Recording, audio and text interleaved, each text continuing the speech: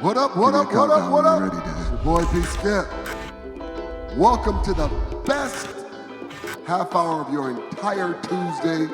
You know what time it is. It's time to get into his course. My squad would be T-Mac. Hola. Chili Will. Gracias, amigos. Let's do this. Thanks for hanging with us again today, man. We have a very, very, very powerful show. Listen, we want to address the elephant in the room. And we're going to start off reading scriptures, and then we're going to dig deep into it. Galatians 3:28 in the New King James says this: "There is neither Jew nor Greek. There is neither slave nor free.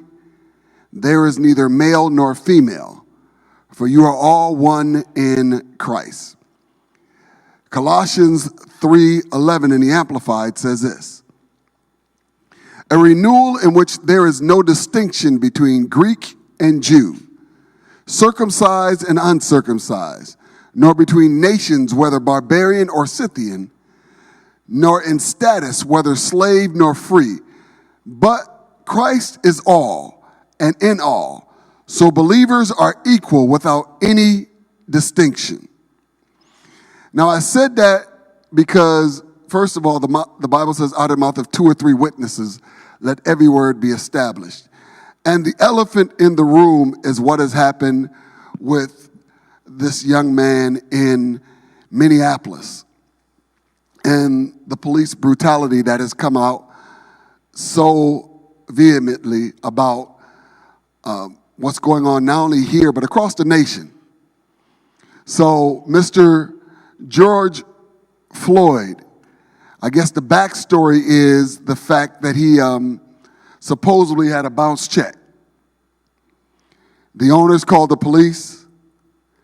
The police cuffed him, put him on the ground, put their knee on his neck, and murdered him. So as a result, there's been upheaval about not only in this nation. There's been riots in Minneapolis that's been going on for the last few days. Mm-hmm. It's been really bad. And we have to deal with racism. And I read this article that said there are three types of racism. There is, in professional sports, there is the fans' behavior. That's one type of racism where, you know, they're in the stadium and they're calling out your name and all that kind of stuff. Then there's the second one is the racist insults, which takes place among players before and during and after matches and badly affects the team's performance and issues and egos. So that's another player saying a racial slur to another player or whatever. Then the third one is the propaganda by the people outside, or the political or the systematic racism that's being done. That's stuff like President Trump saying, if you can't kneel, everybody who doesn't want to kneel, fire him. So you're dealing with different levels of racism here. And again, I just want to deal with it from different aspects. This is a platform in which God has given me, and I want to use it. And so, you know, I remember, now racism has been there all my life. It was there before I was born, and it'll probably be here after I'm gone. But there's certain things that should not be said from political people, from people with authority, people that people listen to. People in a leadership position. Right, that have the ability to make change and make decisions. Yeah, leadership position is important. One of the things that really, to me, again, just my observation, that has really made this thing step up to another level of brutality is when First Lady at the time, Hillary Clinton, called the gangs in L.A. super predators. Called these men super predators. Mm-hmm. And so if they're a super predator, then you want to kill a predator. Mm-hmm. You want to do damage to a predator. Mm-hmm. And so what it did is it took us from being humans, it took us from being men to predators. Now you're an object. Now you're a name. Now you're a label. And so as a result, you giving that okay, you giving that stamp of approval to treat an officer, to treat a black man or woman in a certain manner, now it's getting worse because you open the door and everything that came in through that door is now, there was no restraints put on it. It's been justified and it's been verified and validated from leadership is basically what you do when you make those type comments. And there's been no repercussions for you doing it. So now you have a situation where it's legal for me to do it, because even when you looked at this whole George Floyd situation, this officer had his knee on his neck and was smirking. Mm-hmm. Yeah. And the knee on the neck piece was not even a police restraint procedure that the Minneapolis Police Department, condones or puts as part of their training. No police department in America has that as part of their training. In America. The knee on the neck maneuver is not part of police training anywhere in America. Which would lead me to believe that there was some level of premeditation and deliberate intent to harm, maim, or even kill. And it's totally out of order. And to your point, Pastor Skip, if I can just jump on in. Please do. With regards to, Hillary Clinton and other politicians and the super predator piece, there was this guy, his name is escaping me. He was one of Adolf Hitler's main folks in Nazi Germany when they were coming against the Jewish people. And there was this thing called me, thou, them, it.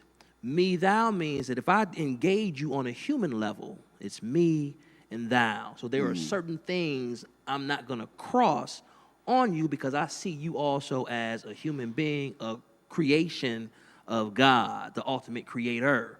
However, if I have the them, it piece, it's y'all things and your its. You're not even thou. Right. So if I can dehumanize you in rhetoric and in action, that can help put some behavior that's going to be antithetical to your humanity. Right. And if you happen to die at the hands of my engagement, it's no big deal because you were less than human anyway. Right. You're an object. Exactly. And the reason why I have to classify you like that, if I'm going to be that level of offender, is because I have a cognitive dissonance that I have to detach from. I know in my heart of hearts that you are human and what I'm doing is crossing the line, but as a way to get that out of my psyche, I have to do something to demean you to a level that it makes it okay and clears my conscience when I cross a line and take your life. And I think that what we see now with the situation with Mr. Floyd is part and parcel of some of the history that we've had interwoven throughout the fabric of America as it relates to how they've engaged people of color, African Americans in particular. These type of behaviors is a prime example of how leadership and power and privilege has conducted themselves over decades. When you start, we spoke about Hitler and World War II and the Holocaust, and sometimes you sit back and say, how did Hitler convince everybody else that it was okay to cook another human being, another race? How did he do that? Right. How many people were standing around saying, that's fine, that's okay. And I'll help you do it. And I'll help you do it. And once again, he had the power and the authority, and he was in a leadership position. So that allowed a lot of people, both men and women, who knew it was wrong, to remain silent. And that's what allows this to happen when good people remain silent. We move that forward. We start talking about slavery. Everybody knew slavery was wrong, but it was a financial benefit to a certain group of people. Right. Just like World War II was a financial benefit to Nazi Germany. Facts. So it was about power and resources. Right. And the person who has the most power and resources get to make the rules the way they want to make them. So when you get to slavery, okay, now we calling them slaves. They're human beings just like you. Exactly. But you calling them slaves, and because you put that tag on them, then they're not the same as you, and you get to treat them in a different way. Why? Because you have power and you're in a position of privilege. You can fast forward that up and you start talking about what went on at Penn State with Sandusky. Those kids, people knew what was going on, but because he was in such a position and could make money for the school, same thing at Michigan State with the gymnasts. Right. Okay, indulge me, please. Yeah. You're indulged. All right. Matter of fact, you can even break it down a little bit for the listeners that might not be familiar with those two cases. Okay. So you go to Michigan State, where the gymnastic coach was a world-renowned gymnastic coach, and he was actually sexually abusing the females for decades, over an amount of time. And they would complain, and leadership, the school who was making money off of this guy and benefit from him, looked the other way. Right. Moved it all the way forward. And you come into today with black men in the police department. Every instance that we show this, you notice it was a minority who was being taken advantage of. It was the Jews, it was children, it was females, it was black males. All being taken advantage of by someone who's in a position of power and authority and has in their mind the belief that they are privileged and they're in a position to do this. But the thing that allows it to go on over and over is that people who know it's wrong, sitting there watching it, remain silent. And then after years, it all comes out and people start talking about, I'm sorry, segregation in America. When they desegregated schools, Jim Crow laws, all of these things, people look back on it now and say, oh, we knew it was wrong, I'm sorry. But when it was going on, they looked the other way. Why? Because it was a financial advantage for the privileged. And that's the reason why this stuff keeps going on. Give me, please, one more second. Go ahead. You talk about the history of policing in the United States. And welcome back as well. So, man, we missed you. Thank you. You think about, and I got on all white because I wanted to be pure with everything that's going on. Pristine Willie Wade. I wanted to be pure today. Mr. Clean. Mr. Clean. Yes, sir. And then, okay, when we go and we look at, the different things that's going on with the police department and the history of policing. When you start looking back on police in the United States, most of the time the police were from Irish descent. And they still are. Yeah. Because the Irish people occupied the ghettos, and they were supposed to be the tough people. They were supposed to be the workers. Some people say if it wasn't for blacks, Irish would be the niggas. This is real talk. Hey, this is keeping it 100. Keeping it 100. Right. So you look, into his look courts. at the history of policing in America, the Irish always were the police, and they still are the police.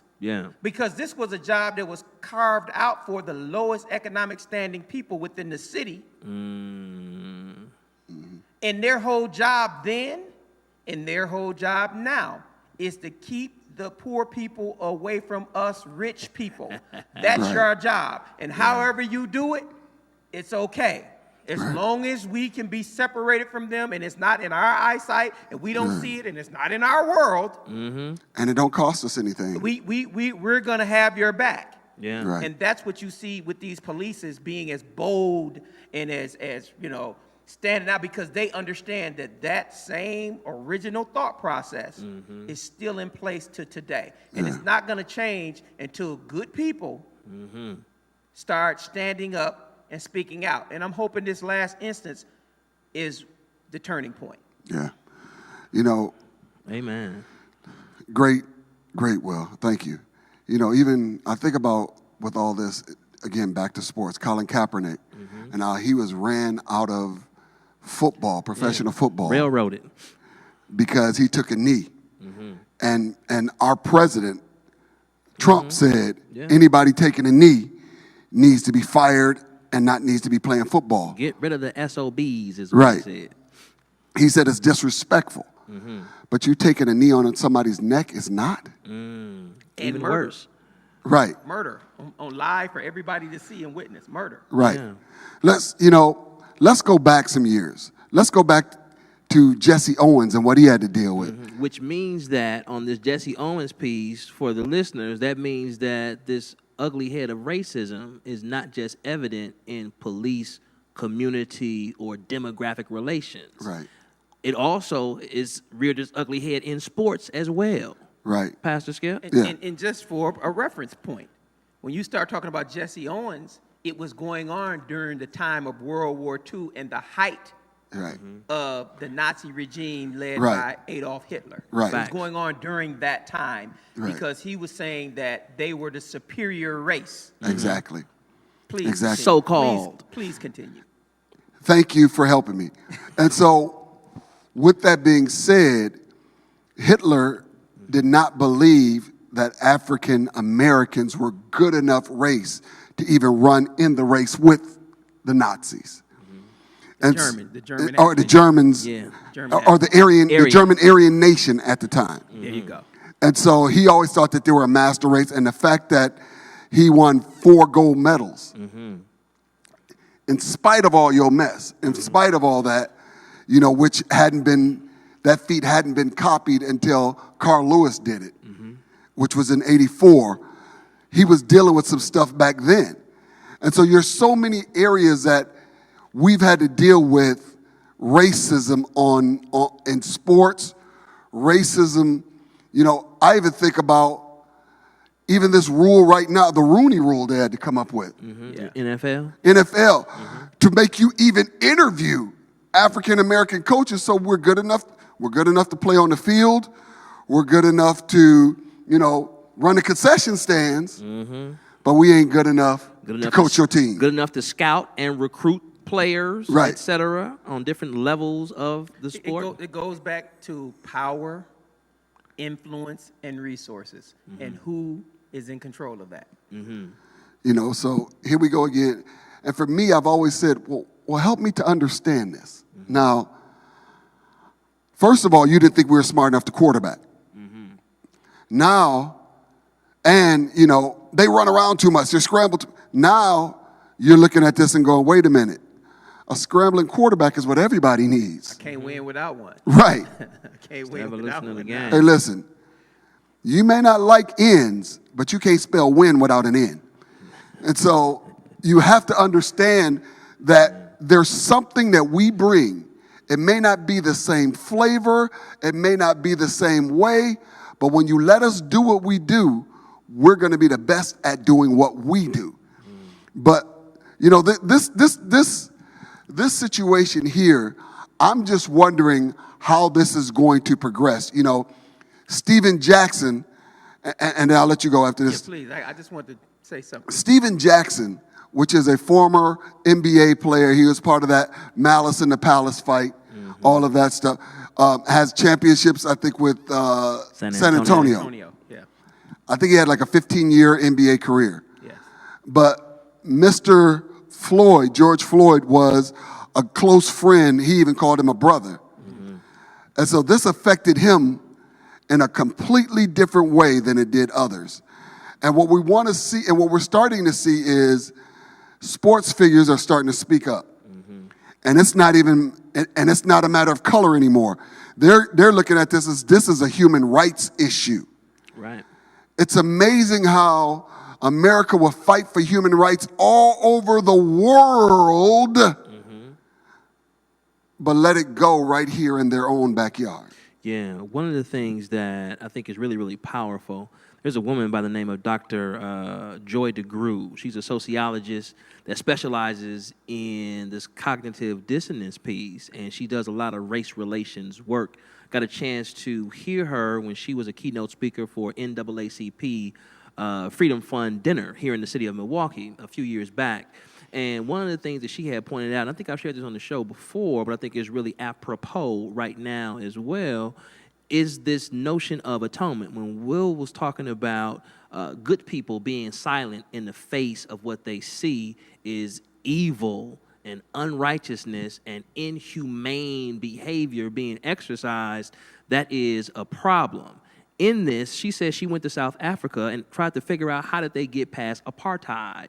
She talked to some of the black people there, thinking that they were going to have a remnant of bitterness from the unfair treatment that they received, and they didn't when she arrived there, so she was puzzled. So she asked, well, how did y'all get past this? She said, well, hey, there was an admission of wrongdoing that was eked out against us by the white people. They admitted that what they did with apartheid was wrong, it was inhumane, it was out of order, and they deserved whatever kind of punishment or whatever we felt they needed to get behind that. And so we were able to reconcile that piece because it was genuine. And she said that she was thinking, well, maybe they're just trying to be a little bit too nice. Let me talk to the white folks and find out what their perspective is on this same situation. And she said she heard the same thing from the white residents that she was in contact with while she was there in South Africa. The point I'm making is that there is a power in admission of wrongdoing. Right. So in America, from the Middle Passage of Africans being extracted from the continent, those that made it over here that didn't jump overboard, not to be dealing with this craziness that they were going to be having in their fate, those that remained went on, endured slavery. After slavery was ended, endured another 100 years of legalized segregation and brutal Jim Crow laws that was trying to enforce the separation of the races. After that, you had a bloody civil rights movement with blacks trying just to have the right to exercise the full-fledged access of the Constitution. And part of the reason why I think that it continues on is not just the silence of those that see and are good people, but aren't courageous enough to step up. Your silence becomes complicity. You're complicit if you remain silent. Let's just use the right word. It's cowardly. It's cowardly. High five from the other side of the table. That, and if there is a willingness to trade cowardice for courage, it's going to require an admission that it was wrong in the first place. And it's going to have to come from not just the general public, but from those that wield power as well. You know what I'm saying? Right. And there's been, up to this point, an unwillingness to take that admission for the sake of atonement and righting a centuries-old wrong. That is a contributing factor to what we see in contemporary society, as evidenced by this drama that we had, not just with Mr. Floyd and his death and murder by the police officer, but even my man Christian Cooper, who was bird watching in Central Park. Right. And Amy Cooper, white lady, Mr. Cooper was black, you know, illegal, needed to have her dog on the leash. She cared that he was filming them because Yeah. she know the dynamics of race relationships in the United States. Exactly. She knew she was going to be right because she's white. Hey, man. I mean, and so the fact that she would even concoct a false accusation in the spirit of trying to get him punished when he simply was asking her to comply with what the laws were speaks to the depth. I dare you, black man, to ask me to abide by the law. Yeah. Who are you? Yeah. So one of the things, I'll say this now, wrap it up and let you guys get back a word in edgewise. One of the things that I'm hopeful for is that this latest batch of episodes of drama serve as a clarion call for, one, the struggle continues. We're going to continue to fight for justice, but for our allies who are non-black, Asian, white, Latino, Females, all y'all. children, All y'all. minorities, females, children who get abused a lot in this country. Exactly. So what we need are the allies to go ahead and step up, because this is a human rights situation and it transcends color and gender and age. So step up, because the whole world is seeing this now, and it's coming on the heels of a global pandemic that is virtually unprecedented as well. So if there ever was a time to rise up from the ashes like a phoenix in doing the right thing individually and collectively, that time would be now. Let me just put a perspective on this that I think you guys may be able to appreciate. All right. All right. When we start talking about the history of the United States, and we always talk about how great the United States is. We talk about how we produce and how all of these are scholars and all of the greatness of the United States. We're always, white males who are the leaders, they're in the front. They always talk about that. And they take credit for it. They never take responsibility for the ills of the United States. Ooh, facts. That's like you having two kids and one of them is a good student and one of them is a bad student. Both of them yours. They both yours, but you only talk about the one that's a good student, and you saying it's something that you did that made them good. But you don't take any responsibility. There might be something that you didn't do that made that one bad. Facts. This is some of the blood that's on the hands of the United States over the years. The big reason why they went to go get black people from Africa was for economic reasons. Back then, everything had to be done with manual labor. Right. They couldn't do it themselves. It wasn't enough of them. They didn't have whatever it took to do it. So they said, we're going to go get a race of people because we have guns and they don't. And we're going to make them do all this work for us that's going to make us millions and millions and billions and billions of dollars in wealth. Then, when it got to the point where we couldn't use them in that capacity, we had took them from their home, brought them here. We can't use them in that capacity anymore. We have no plan of how to incorporate them back into society. It's the biggest failure of the United States. Not knowing what to do with your black brothers and sisters who helped build this country into the wealthy country that it is. And once you got finished using them and abusing them, you didn't have any plan to incorporate them into the United States. It's the biggest failure and the most blood that the United States have on its hands still to this day. Amen. Let me just jump in real quick, because give just 30 seconds. I think that there was a plan that was there. The whole plan of Reconstruction was designed to reingratiate and reintegrate black folks, newly freed, enslaved folks, back into society. And for the short period of time that it was rocking and rolling, we were able to do some stuff, elect folks. People were able to get some prosperity and stuff like that. But there were a mob of angry white people, particularly in the South, that began to not only execute domestic terrorism against these newly freed African American people, but they also began to put pressure on elected officials to rescind some of those plans. The whole 40 acres and a mule and all that was supposed to be all part of it. So now in turn, you've newly freed people, but you didn't give them any resources, didn't give them any land or anything like that. And the reason why that is particularly important is because for the white people, the settlers, you gave them some head start, starter kit stuff, inclusive of land, tools, and some training on how to cultivate that land. So that was a contributing factor as well. So going back to, if you are one that see what truth is and you're not willing to stand up for it, you're part of the problem. And like you said, Pastor Tim, the big part of getting over this is admitting your guilt. Bam. Just start there. That's why it worked in South Africa.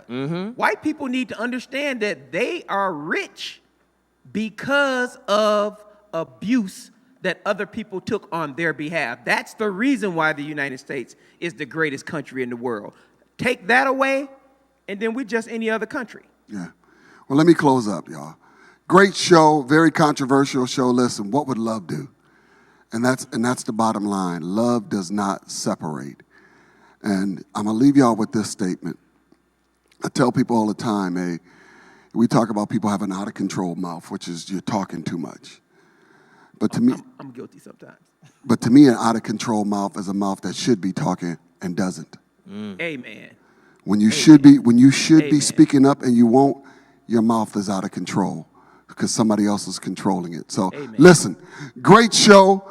We'll see you next week, same bat time, same bat channel, right here on Joy 1340 AM, 98.7 FM. You can also check us out on Into His Courts on the YouTube and Facebook. Listen, until next week, have an amazing week. Peace.